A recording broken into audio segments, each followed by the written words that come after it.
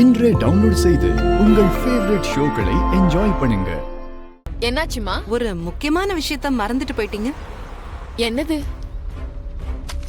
இல்லையே, எதுவும் இல்லையே. எல்லாம் இருக்கே.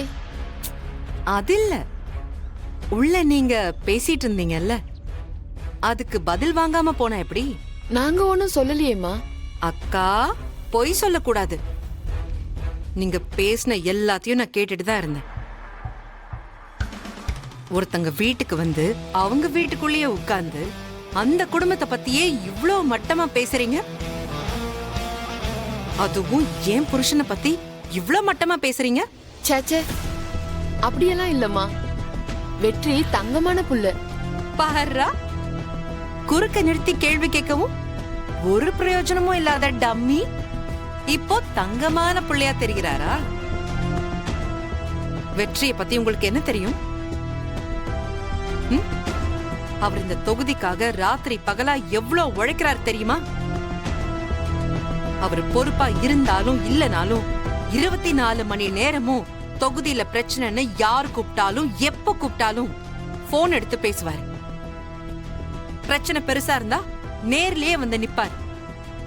அவரால முடிஞ்ச உதவிகளை பின்விளைவுகளை பத்தி யோசிக்காம செய்வார். அது உங்களுக்கு தெரியுமா?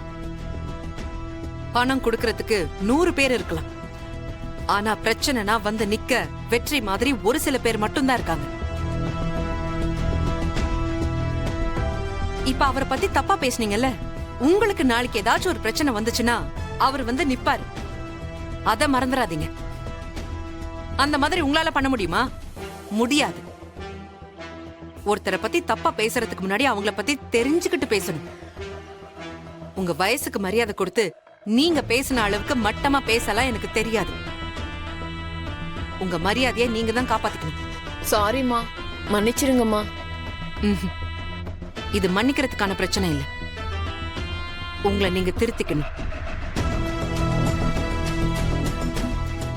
இதே மாதிரி வேற குடும்பத்துக்கும் போய் அந்த குடும்பத்தை பத்தி மட்டமா பேசுற வேலையெல்லாம் வச்சுக்காதீங்க. அவங்க காதல விழுந்தா செவல திருப்பிடுவாங்க. உங்க பொண்ணு கல்யாணத்துக்கு வந்துடுறேன், போயிட்டு வாங்க. சரி வாங்க.